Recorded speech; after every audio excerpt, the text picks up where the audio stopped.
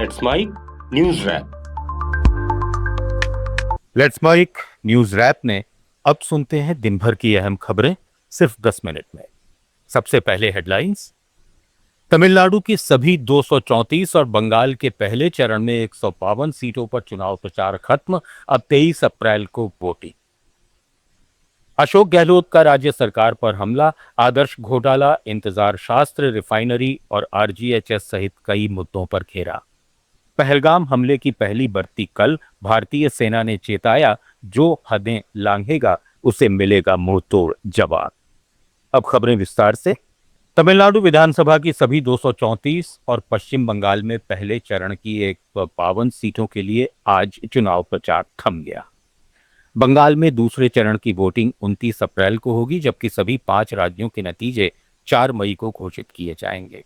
इस बीच केंद्रीय गृह मंत्री अमित शाह ने पश्चिम बंगाल के पश्चिम बर्धमान में रैली को संबोधित करते हुए कहा कि ये चुनाव सिर्फ भाजपा उम्मीदवार को विधायक या कार्यकर्ता को मुख्यमंत्री बनाने का नहीं, बल्कि पूरे बंगाल को घुसपैठियों से मुक्त करने का चुनाव है।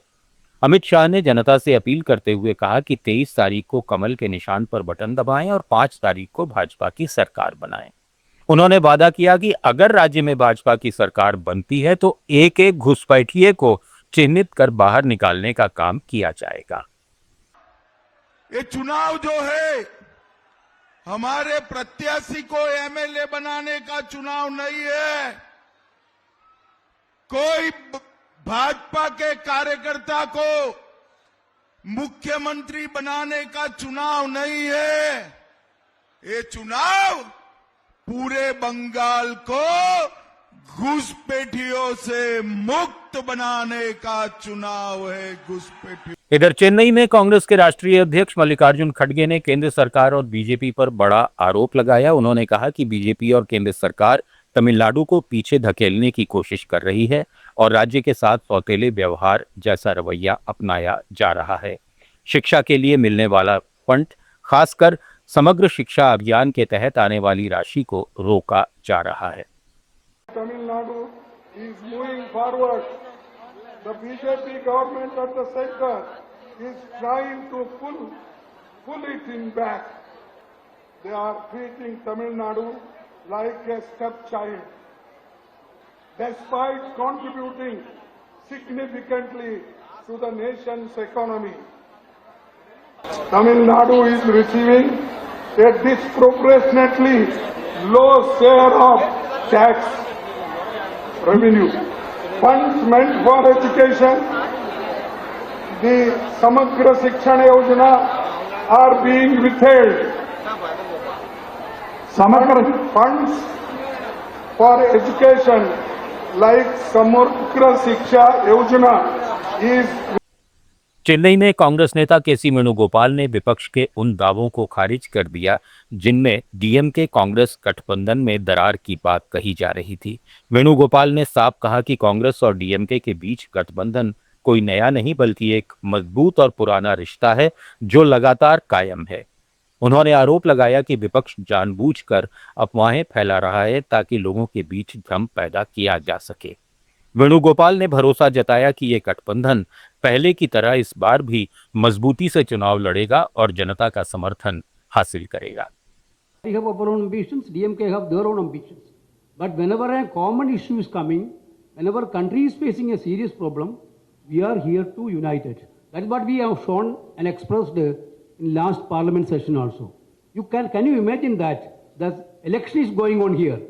Every parliament member is busy with election. That point of time, Modi called a special session.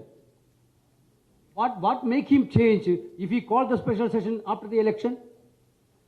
His purpose is very clear, ill-motivated, that DMK or the Congress party MPs from Tamil Nadu cannot attend that session, like West Bengal also.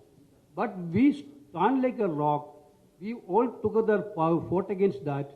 We defeated that. Chennai में ही DMK के साथ संयुक्त press conference में अरविंद केजरीवाल ने कहा कि तमिलनाडु की जनता BJP की बांटने वाली और नफरत फैलाने वाली राजनीति को पूरी तरह खारिज करती है। उन्होंने आरोप लगाया कि बीजेपी देश में विकास के बजाय विभाजन की राजनीति कर रही है, जिसे दक्षिण भारत, खासकर तमिलनाडु में कोई स्वीकार करने को तैयार नहीं है। केजरीवाल ने डीएमके के साथ गठबंधन को मजबूत बताते हुए कहा कि ये साझेदारी जनता के मुद्दों को उठाने और लोकतंत्र को मजबूत करने के लिए है। उन्होंने भरोसा जताया कि आने वाले चुनावों में जनता बीजेपी को जवाब दे। राजस्थान के पूर्व मुख्यमंत्री अशोक गहलोत आज जयपुर में मीडिया से रूबरू हुए। उस दौरान गहलोत ने आदर्श क्रेडिट कोऑपरेटिव सोसाइटी को करीब 15,000 करोड़ का घोटाला बताते हुए कहा कि लोगों को ऊंचे रिटर्न का लालच देकर उनकी जमा पूंजी को रियल एस्टेट में लगाया गया।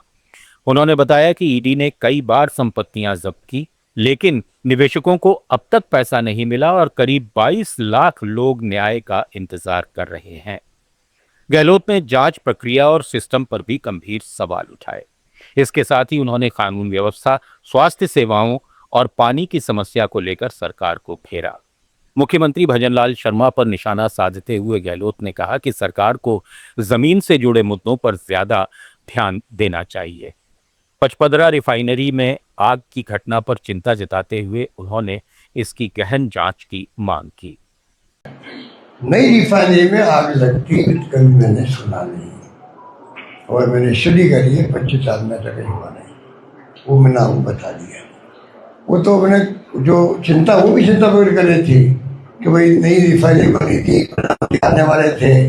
अब किसी मुल्क का प्रधान दे के जाए, उसके पहले इतनी बड़ी दुर्घटना हो जाए, एसपीटी होती है 2 दिन पहले पहुंच जाती है वहाँ, सब देखते करते हैं। वहाँ ये घटना इसको मामूली नहीं मान सकती।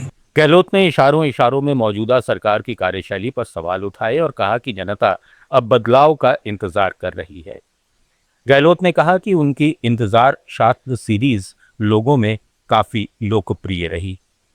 इंतजार शास्त्र वो इतनी पॉपुलर हुई है वो कि सरकार पूरी हिल गई, उससे पूरी सरकार हिल गई। तो हिल नहीं गई, बल्कि आप देखिए इतनी मजाक बन गई, सरकार की मजाक बन गई कि जितने जवाब दिए गए सब नेताओं द्वारा, इंक्लूडिंग मुख्यमंत्री जी और बीजेपी अध्यक्ष द्वारा, आप तो मीडिया वाले आपने पढ़े होंगे, हमारे इंदिरा शास्त्र में जो इश्यू थे वो तो पब्लिक के थे। अब ढंग से जवाब दे सकते थे वहां पर, भाई इसमें तेरी इसलिए हुई है। सरकार होती है, सब उनके पास फैक्ट्स होते हैं, कारण भी होते हैं, कुछ कारण जेन्युइन भी होंगे। ये हम नहीं कहते जेन्युइन कारण भी नहीं होते, कई बार अटक जाता मामला। जब सड़क का अटक गया दिल्ली से जयपुर तक का, 20 साल हो गए उसको। कई मंत्री आए 6 महीने में कर देंगे, नहीं हो पाया। आरजीएचएस पर उन्होंने कहा कि मौजूदा सरकार इसे नाकाम करने पर तुली है।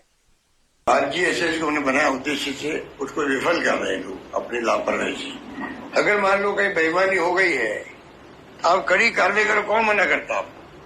पर मान लो कुछ लोगों ने बेईमानी कर दी, थोड़े पूरी स्कीम को बर्बाद कर दो। 1000 करोड़ रुपये बाकी हो गए दवाइयों के, मेडिकल शॉप्स के, दवाई दुकानों के, दवाई देना बंद कर दिया। प्राइवेट हॉस्पिटल ने इलाज करना बंद कर दिया है। ये जो स्थिति बनी है। राइटर मधु किश्वर के खिलाफ सोशल मीडिया पर कथित रूप से फर्जी और भ्रामक सामग्री फैलाने के आरोप में चंडीगढ़ में एफआईआर दर्ज की गई है। चंडीगढ़ पुलिस ने किश्वर को उनके दिल्ली ऑफिस जाकर नोटिस थमाया, साथ ही उन्हें जांच में शामिल होने को कहा। किश्वर ने आज सोशल मीडिया पोस्ट में कहा कि चंडीगढ़ पुलिस की एक टीम उन्हें नोटिस देने देर रात उनके घर आई थी। पहलगाम आतंकी हमले की 22 अप्रैल को पहली बरसी से पहले कश्मीर में सुरक्षा व्यवस्था कड़ी कर दी गई है। सभी प्रमुख पर्यटन स्थलों पर सुरक्षा एजेंसियां हाई अलर्ट पर हैं। श्रीनगर से करीब 95 किलोमीटर दूर बैसरन घाटी, जहां 2025 में हुए आतंकी हमले में 26 लोगों की जान गई थी, अभी तक पर्यटकों के लिए बंद है। घाटी में तय सीमा से आगे जाने पर रोक जारी है, जबकि बेताब वैली और चंदनवाड़ी जैसे अन्य टूरिस्ट स्पॉट फिलहाल खुले हैं।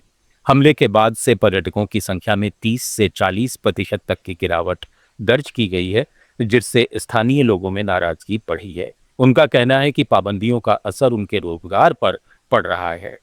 इस बीच भारतीय सेना ने सख्त संदेश जारी करते हुए आतंकियों और उनके समर्थकों को चेतावनी दी है। यह संदेश ऑपरेशन सिंदूर से जुड़ा बताया जा रहा है। न्यूज रैप में फिलहाल इतना ही। बने रहिए लेट्स माइक के साथ। आप सुन रहे थे let's mic more than radio. Follow कीजिए हमें हमारे सोशल मीडिया प्लेटफॉर्म्स पर।